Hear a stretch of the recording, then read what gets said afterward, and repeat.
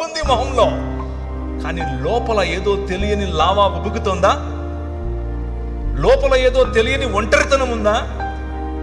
నన్ను కూడా ఇలా కౌగిలించుకుని ఒకరు ముద్దాడితే ఇంత బాగుంటుంది అన్న ఫీలింగ్లో నువ్వు ఉన్నావా? అమ్మాయిలైనా అబ్బాయిలైనా, మీ వయసు 50 అయినా 20 అయినా, అందరిలో ఉండే ఫీలింగ్ ఇది. తండ్రి, మా నాన్న కావాలి, మా నాన్న మాట్లాడితే ఎలా ఉంటుంది, మా నాన్న నన్ను టచ్ చేస్తే ఎంత బాగుండేది, మా నాన్న నన్ను కౌగిలించుకుంటే ఎలా బాగుండేది. ఈ పరలోకపు తండ్రి ఈరోజు రాత్రి నీతో మాట్లాడుతున్నాడు. I am your father. నేనే నీ తండ్రిని. I'm there for you. నేను నీకోసం ఉన్నాను. నువ్వంటే నాకు ఎంత ముద్దో తెలుసా? నిన్ను చూడకుండా ఒక్కరోజు కూడా ఉండలేను నేను.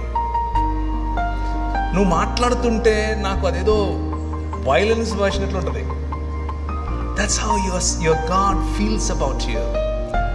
నీ పట్ల నీ తండ్రికి ఉండేటటువంటి హృదయం ఇది.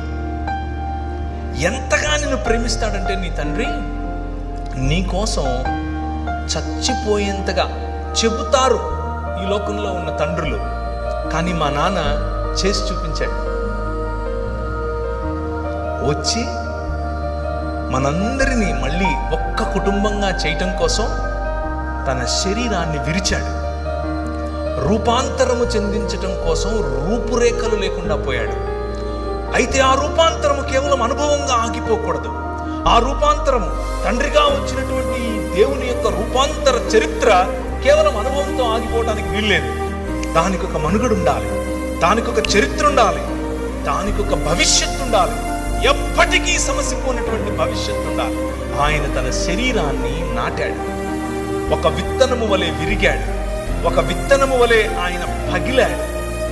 దున్నబడినటువంటి ఆయన శరీరం నాటబడిన తర్వాత 3 రోజులైన తర్వాత, 2 దినములైన తర్వాత 3వ దినమున యెహోవా సముఖమందు మనము జీవించినట్లు